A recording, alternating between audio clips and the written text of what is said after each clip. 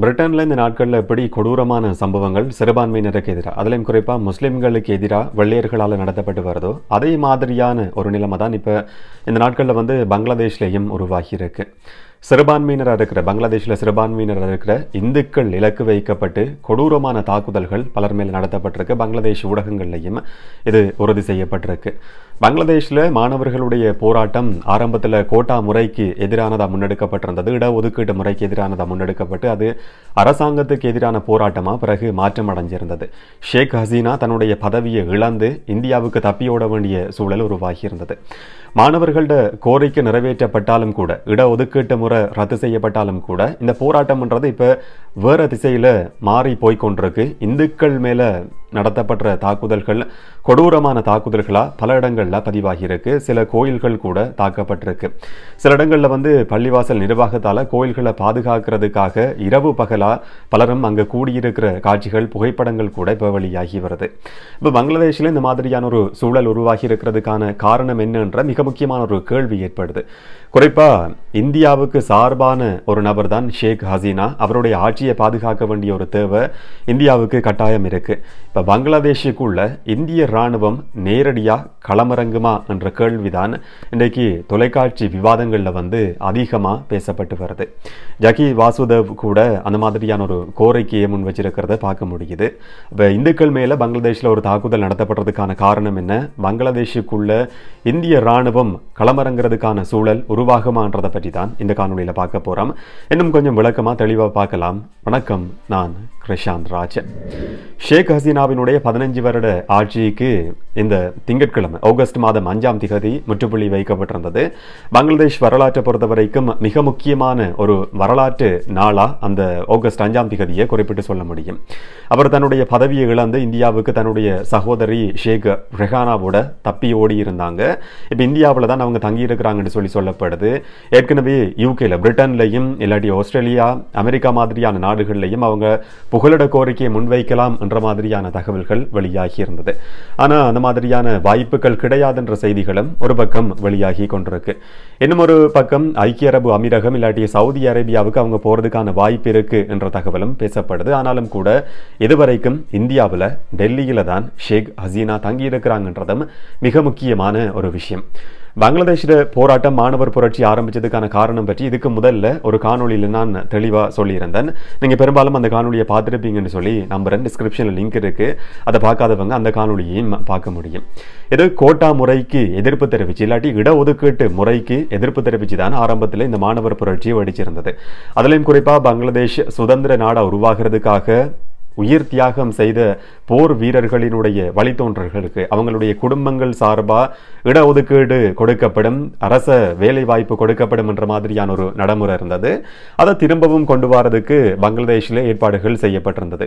இதுக்கு எதிர்ப்பு தெரிவிச்சுதான் மாணவர்கள் இந்த போராட்டத்தை முதல்ல ஆரம்பிச்சிருந்தாங்க. அதுக்கு பிறகு அங்க இருக்கிற வேலை வாய்ப்பின்மை சம்பந்தமான பிரச்சனையா இருக்கலாம், பொருளாதார ரீதியான நெருக்கடியா இருக்கலாம், இந்த கோரிக்கைகள் எல்லாம் நாளுக்கு நாள் அதிகரித்து அந்த போராட்டம் வேற திசையை நோக்கி திரும்பி இருந்தது. பிறகு பங்களாதேஷினுடைய பிரதமர் ஷேக் ஹசீனாவுக்கும் அவாமி லீக், அவங்களுடைய ஆளுங்கட்சி, அந்த கட்சிக்கு எதிரான போராட்டமாகவும் இது மாறியிருந்தது. எதிர்கட்சிகளோட தலையிடம் இதுக்குள்ள இருக்கு. இந்த மாதிரியான ஒரு சூழல் உருவாகிற சந்தர்ப்பத்தில் இதுக்கு பின்னால் எப்படியுமே வெளிநாட்டு சதி இருக்கு என்ற குற்றச்சாட்டு பொதுவா முன்வைக்கப்படும். அந்த குற்றச்சாட்டை மறுக்கவும் முடியாது. இது வெளிநாட்டு சக்திகளால் உருவாக்கப்பட்டதா இருக்கலாம். இல்லாட்டி இந்த மாதிரியான ஒரு பிரச்சனை உருவாகிற சந்தர்ப்பத்தில் வெளிநாடுகள் அதை தங்களுக்கு சார்பா பயன்படுத்திக் கொள்ற சந்தர்ப்பங்களும் அதிகமாகவே வேறு நாடுகள்லையும் பதிவாகி இருக்கு. இலங்கையிலையும் அந்த மாதிரியான ஒரு சூழல் உருவாகி இருந்தது. இப்போ பிரிட்டன்லையும் கூட ஒரு வேற காரணத்துக்காக ஆரம்பித்த போராட்டம்ன்றது இன்றைக்கு சிறுபான்மையினருக்கு எதிராக இல்லாட்டி குடியேற்றவாசிகளுக்கு எதிரான போராட்டமாக திரும்பி இப்போ ஒட்டுமொத்தமாக அரசாங்கத்துக்கு எதிரான போராட்டமாக திரும்பக்கூடிய ஒரு சூழல் உருவாகி இருக்கு. இதுக்கு பின்னாலையும் வேற சக்திகள் இருக்குன்ற மாதிரியான கருத்துக்கள் ஒரு பக்கம் பேசப்பட்டு வருது. அதே மாதிரி தான் பங்களாதேஷில் நடத்தப்பட்ட இந்த ஆட்சி கவிழ்ப்புக்கு பின்னால இல்லாட்டி அந்த மாணவர்களுடைய போராட்டத்துக்கு பின்னாலையும் வேற சக்திகள், சீனா இருக்கு என்ற மாதிரியான கருத்துக்கள் ஒரு பக்கம் முன்வைக்கப்பட்டு வருது. மாணவர்கள்ட இந்த கோரிக்கை நிறைவேற்றப்பட்டிருக்குன்னு சொல்ல முடியும். இடஒதுக்கீட்டு முறையை பங்களாதேஷினுடைய நீதிமன்றம் ரத்து செய்திருக்கு. ஆனா இதுக்கு பிறகும் கூட பல இடங்கள்ல வன்முறை வெடிச்சிருக்கிறது தான் மிக முக்கியமான ஒரு செய்தியாக பார்க்க வேண்டியிருக்கு. அதிலும் குறிப்பாக பங்களாதேஷினுடைய ஆளுங்கட்சியாக இருந்த ஷேக் ஹசீனாவினுடைய கட்சி அவாமி லீக் கட்சியினுடைய பொதுச் செயலாளருக்கு சொந்தமான ஒரு கட்டடம் தீ வச்சு கொளுத்தப்பட்டிருக்கு. இதில் உயிரோட 20க்கும் அதிகமானவர்கள் எரிஞ்சி சாம்பலாகி இருக்கிறாங்கன்ற செய்தியும் ஒரு பக்கம் வெளியாகி இருக்கு. இதே நேரம் இந்த போராட்டம்ன்றது இந்துக்களுக்கு எதிரான போராட்டமாக இப்போ திசை திரும்பி இருக்கிறது. இன்னும் ஒரு மிக முக்கியமான விஷயம், பங்களாதேஷை பொறுத்த வரைக்கும் 17 கோடி மக்கள் சனத்தொகையை கொண்ட நாடு. அதில் வெறும் 10% மட்டும்தான் சிறுபான்மையினர் இந்துக்கள் இருக்கிறது. தொகை 10% என்று சொல்ல முடியும். இந்த 10% இருக்கிற சிறுபான்மையினர் இலக்கு வைக்கப்பட்டு கடந்த காலங்களிலையும் தாக்குதல்கள் நடத்தப்பட்டிருக்கு. இது பொது விஷயம் கிடையாது. காலத்துக்கு காலம் இந்த மாதிரியான தாக்குதல்கள் தொடர்ச்சியாகவே நடத்தப்பட்டு வந்திருக்கு. குறிப்பாக 2001 தேர்தல் நடத்தப்பட்ட காலத்திலையும் இந்துக்கள் மேல இந்த மாதிரியான கொடூரமான தாக்குதல் சம்பவங்கள் பதிவாகி இருந்தது. இப்ப அதே மாதிரியான ஒரு சூழல் திரும்பவும் உருவாகி இருக்கு. அதுக்கான காரணம் என்னன்னு சொன்னா, இந்த அவாமி லீக் என்ற கட்சியை பொறுத்த வரைக்கும் மற்ற கட்சிகள் மாதிரி இல்லாம இந்துக்களினுடைய அதிகமான ஆதரவு இருக்கக்கூடிய கட்சி, இந்துக்களுக்கு சார்பா ஓரளவுக்கு சார்பா செயற்பட்ட கட்சின்னு சொல்லியும் சொல்ல முடியும். இப்ப அவாமி லீக் கட்சி ஆட்சியை இழந்திருந்தாலும் கூட இந்த நாடு பங்களாதேஷ் இந்த அளவுக்கு மோசமான நிலைமை அடைஞ்சதுக்கு காரணம் நீங்க இந்துக்கள் இந்த கட்சிக்கு கொடுத்து வரக்கூடிய ஆதரவும் தான் என்ற மாதிரியான கோஷம் முன்வைக்கப்பட்டு 27 மாவட்டங்கள்ல கிட்டத்தட்ட 27 மாவட்டங்கள்ல இந்துக்களுடைய வழிபாட்டு தலங்கள் 15 தொடக்கம் 20 கோயில்கள் தாக்கப்பட்டிருக்கிறதா சொல்லப்படுது. 200 தொடக்கம் 300 கடைகளும் வீடுகளும் தாக்கப்பட்டிருக்கிறதா சொல்லப்படுது. 40க்கும் அதிகமான நபர்கள் படுகாயம் அடைஞ்சிருக்கிறதா செய்திகள் வெளியாகி இருக்கு. பங்களாதேஷ் ஊடகங்கள்லையும் உறுதிப்படுத்தப்பட்ட செய்தியா இதை பார்க்க முடியுது. இந்த மாதிரியான தாக்குதல்கள் ஒரு பக்கம் நடத்தப்பட்டு வந்தாலும் கூட இன்னும் ஒரு பக்கம் முஸ்லிம் சமூகத்தை சேர்ந்த பிரதிநிதிகளே கோயிலுக்கு வெளியில நின்று அந்த கோயில்களை பாதுகாக்கிறதுக்கான நடவடிக்கைகள்ல இந்த நாட்களில் ஈடுபட்டு வரதையும் பார்க்க முடியுது. ஆனா ஒரு பதற்றமான சூழல் தான் பங்களாதேஷ் இந்துக்கள் மத்தியில் இந்த நாட்களில் நிலவி வருது. இந்த ஆட்சி மாற்றத்துக்கு பின்னால சீனா தான் இருக்கின்ற மாதிரியான விமர்சனம் தொடர்ச்சியாகவே முன்வைக்கப்பட்டு வருது. என்னன்னு சொன்னா, அவாமி லீக் கட்சிக்கும் இல்லாட்டி ஷேக் ஹசீனாவுக்கும் சீனாவுக்கும் இடையில பெரிய ஒரு நெருக்கமான தொடர்பு கிடையாது. இந்தியாவுக்கும் ஷேக் ஹசீனாவுக்கும் இடையில தான் மிக மிக நெருக்கமான தொடர்பு இருக்கு. கடைசியா 3வது சந்தர்ப்பமா பாரதிய ஜனதா கட்சி ஆட்சி அமைச்சதுக்கு பிறகு, பிரதமரா மோடி நியமிக்கப்பட்டதுக்கு பிறகு முதன் முறையா விஜயம் செஞ்ச வெளிநாட்டு தலைவர் பங்களாதேஷினுடைய பிரதமர் ஷேக் ஹசீனா தான் என்றதும் மிக முக்கியமா கவனிக்கப்பட வேண்டிய ஒரு விஷயம்.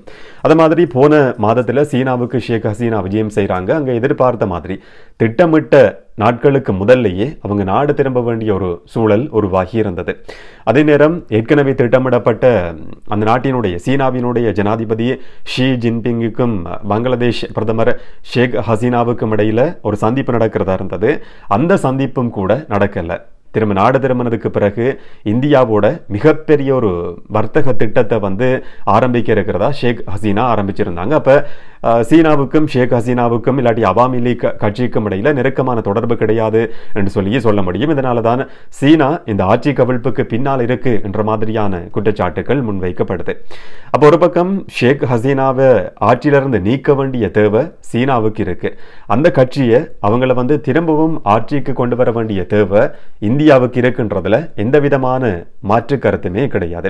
என்னன்னு சொன்னா, வேற கட்சிகள் வார சந்தர்ப்பத்தில் அது இந்தியாவினுடைய நலன்களுக்கு எதிரானதா இருக்கும் என்று சொல்லப்படுது. இப்ப இடைக்கால அரசாங்கம் ஆட்சி அமைக்க இருக்கிறதா சொல்லப்படுது. ஷேக் ஹசீனாவினுடைய நீண்ட கால அரசியல் எதிரியா கருதப்படுற நோபல் பரிசு பெற்ற முகமது யூனிஸ் என்ற நபர் தான் பதவியேற்க இருக்கிறதா சொல்லப்படுது. 2006ஆம் ஆண்டுல அவருக்கு அமைதிக்கான நோபல் பரிசு கிடைச்சிருந்தது. ஆனா ஷேக் ஹசீனாவுக்கு எதிரான ஒரு நபர், இந்தியாவுக்கு எதிரான நபர் தான் ஆட்சியை பொறுப்பேற்க போறார் என்ற தகவலும் வெளியாகி இருக்கு.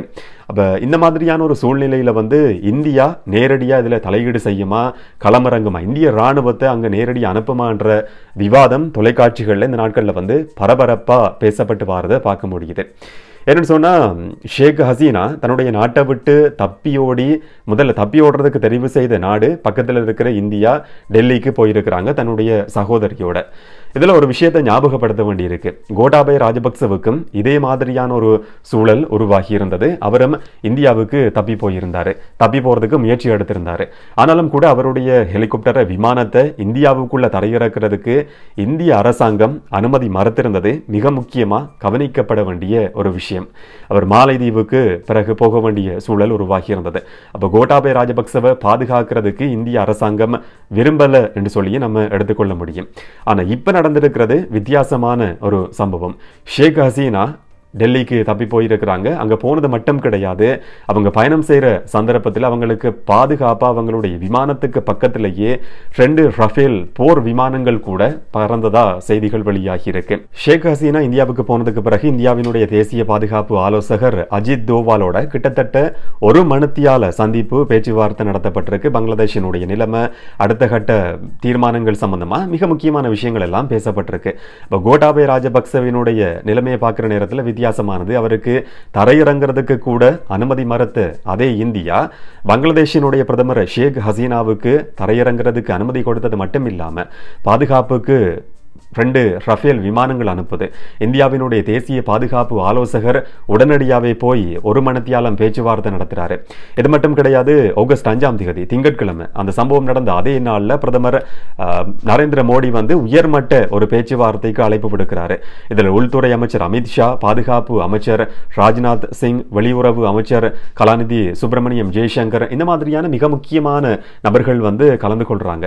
இதனால தான் இந்தியா இதில் நேரடியாக தலையீடும் செய்யுமா என்ற மாதிரியான ஒரு கேள்வி இன்றைக்கு பலர் மத்தியிலேயும் மேலோங்கி இருக்கு. தொலைக்காட்சி விவாதங்கள்லையும் இந்த விஷயம் விவாதிக்கப்பட்டு வருது. பங்களாதேஷில் இப்போ உருவாகி இருக்கிற நிலைமை சம்பந்தமா இந்தியாவினுடைய வெளியுறவு அமைச்சர் கலாநிதி சுப்பிரமணியம் ஜெய்சங்கர் பாராளுமன்றத்தில் உரையாற்றும் போது ஒரு மிக முக்கியமான விஷயத்தை பதிவு செய்கிறாரு.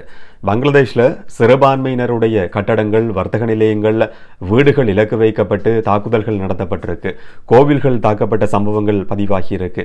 இதை நினைச்சு நாங்கள் கவலை அடைகிறோம். எல்லையில் பாதுகாப்பு பலப்படுத்தப்பட்டிருக்கின்ற விஷயத்தை அவர் பதிவு செய்திருக்கிறாரு. ஆனால் இப்போதைக்கு இது பங்களாதேஷினுடைய உள் விவகாரம் மட்டும்தான், இதில் இந்தியா நேரடியாக தலையிடாது என்ற மாதிரியான கருத்தையும் இந்தியாவினுடைய வெளியுறவு அமைச்சர் சொல்லி இருக்கிறத பார்க்க முடியுது. இதே நேரம் ஈஷா ஃபவுண்டேஷன் சத்குரு ஜக்கி வாசுதேவ் இந்திய அரசாங்கத்திட்ட மிக முக்கியமான ஒரு கோரிக்கையை முன் வச்சிருக்கிறாரு. இந்துக்கள் பங்களாதேஷில் திட்டமிட்டே கொடூரமான முறையில் தாக்கப்படுறாங்க. இதுக்கு பிறகும் இதை பொறுமையா அமைதியா பார்த்து கொண்டிருக்க முடியாது. இது இனிமேலும் பங்களாதேஷினுடைய உள் விவகாரமாக இருக்கிறதுக்கான வாய்ப்பு கிடையாது. இந்தியா இதில் நேரடியாக தலையீடு செய்யணும் என்ற மாதிரியான ஒரு கோரிக்கையை அவர் முன் வச்சிருக்கிறத பார்க்க முடியுது. இந்திய ராணுவம் பங்களாதேஷுக்குள்ள களமிறக்கப்படுமா என்ற கேள்விதான் இன்றைக்கு பலர் மத்தியிலையும் இருக்கு. இதுக்கு முதல்லையும் அப்படியான ஒரு சூழல் உருவாகி இருந்தது. பங்களாதேஷ் சுதந்திரம் அடைஞ்சதுக்கு மிக முக்கியமான காரணம் இந்தியா தான். இந்தியா நேரடியாக ராணுவத்தை அனுப்பியிருந்தது. இதே மாதிரி திரும்பவும் பங்களாதேஷுக்குள்ள இந்திய ராணுவம் களமிறக்கப்படுமா இல்லையான்றதை நம்ம பொறுத்திருந்து தான் பார்க்க வேண்டியிருக்கு. எப்படி அவாமி லீக்கினுடைய ஆட்சியை முடிவுக்கு கொண்டு வரதுக்கு, இல்லாட்டி ஷேக் ஹசீனாவை பதவியிலிருந்து நீக்கிறதுக்கு சதி செய்தது வெளிநாடுகள், குறிப்பாக சீனா என்ற மாதிரியான குற்றச்சாட்டும் விமர்சனமும் இருக்கோ, அதே மாதிரி இப்போ இந்துக்கள் மேலே நடத்தப்பட்ட தாக்குதலுக்கு பின்னாலேயும் வெளிநாட்டு சதி இருக்கலாமா என்ற ஒரு நியாயமான சந்தேகம் கூட உருவாகி இருக்கு. அதிலும் குறிப்பாக பங்களாதேஷுக்குள்ள இந்தியா நேரடியாக தலையீடு செய்கிறதா இருந்தால், இந்திய இராணுவத்தை நேரடியாக களமிறக்கிறதா இருந்தால் ஏதாவது நியாயமான காரணம் தேவைப்படும். இந்திய பிரஜைகள் தாக்கப்படுறாங்க, இந்துக்கள் தாக்கப்படுறாங்க, அவங்கள பாதுகாக்கிறதுக்கு நடவடிக்கை எடுக்கப்படணும் என்ற மாதிரியான கோரிக்கை இந்தியாவுக்குள்ள வலுவடைஞ்சிருக்கு. இந்த காரணத்தை அடிப்படையாக கொண்டும் தங்களுடைய நலனை பாதுகாக்கிறதுக்காகவும் அவாமி லீக்கினுடைய தங்களுக்கு நெருக்கமான கட்சியினுடைய ஆட்சியை பங்களாதேஷுக்குள்ள ஏற்படுத்துறதுக்காகவும் இந்திய இராணுவம் நேரடியாக பங்களாதேஷுக்குள்ள களமிறங்குமா இல்லையான்றது யாருக்கும் தெரியாது. இதை பற்றி நீங்கள் என்ன நினைக்கிறீங்க? பங்களாதேஷுக்குள்ள இந்திய இராணுவம் நேரடியாக நுழையிறதுக்கான வாய்ப்பு இருக்கா இல்லையா? உங்களுடைய கருத்தை கமெண்ட்ல பதிவு செய்யுங்க. இன்னும் ஒரு காணொளியில் இன்னும் ஒரு தகவலோட சந்திக்கலாம். வணக்கம்.